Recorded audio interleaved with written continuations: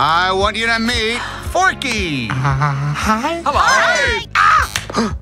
He's a spork. Yes, yeah, I know. More than 2 decades after moviegoers were blown away by the first Toy Story, Toy Story 4 tugged at our heartstrings with a plot that brought an end to Buzz and Woody's iconic partnership. In typical Disney fashion, it was only a matter of time before we saw the next installment in the franchise. And earlier this year, we got a shocking confirmation that that is what's happening. With the 5th film on the horizon, we can't help but wonder about the fate of Woody and Buzz since the last film ended with a shocking outcome. If you were like the millions of Toy Story fans out there who want to know what fate has in store for Woody and Buzz, this is the video for you. Hit that like button and sit back as we go over the fate of Woody and Buzz in Toy Story 5 and beyond. Trust us, you don't want to miss this. Anyone who religiously followed the Toy Story franchise knows how long the road has been for Woody and the gang. It almost feels like yesterday, Andy got the Buzz Lightyear Space Ranger toy, yet we know it has been a long 28-year journey filled with joy, laughter, and sadness. We have experienced some sad moments in the movies, like when Andy grows up and decides to give his toys away to Bonnie, or when Bo Peep has to say goodbye to Woody after Molly discards her. But the saddest by far came in Toy Story 4, when Woody had to bid a final farewell to Buzz and the other toys as he chooses to stay with Bo Peep and the lost toys. The moment symbolizes that change is inevitable, and Woody embraces the next stage in his journey with open arms. According to the director of Toy Story 4, Josh, Toy Story 4 almost had an ending that sees Bo saying farewell to Woody once more as she is reunited with a kid she shares a special bond with. In this alternate ending, Woody is welcomed back into Bonnie's home even though he doesn't have his voice box. This ending is almost as emotional as the one we got in theaters, and fans would have been satisfied with it because Woody got to go home. That being said, Josh's bold decision to separate Buzz and Woody represents what Toy Story is all about. It's safe to assume that some fans felt betrayed by Pixar when they stuck to their decision to let Woody and Buzz go their separate ways. On one hand, you had 2 toys that made the franchise so much better as a team, and it didn't make sense for them to be separated. Buzz and Woody's connection mirrored Tim Allen's perfect connection with Tom Hanks, and we can't think of a universe where both actors don't voice the dynamic duo. That's why it felt strange when Chris Evans replaced Allen in the standalone Buzz Lightyear movie, but we got confirmation that Allen would return with his legendary vocal talents to star as Buzz. As for Tom Hanks, nobody brings life to the character like the famous actor, and his portrayal of Woody in the 4th film is all the evidence we need. We saw how Bonnie showed little interest in playing with Woody, and he struggled to come to terms with it. It was hard to watch Woody fight the feeling of helplessness while still trying to stop Forky from throwing himself. But the sheriff powered through it all,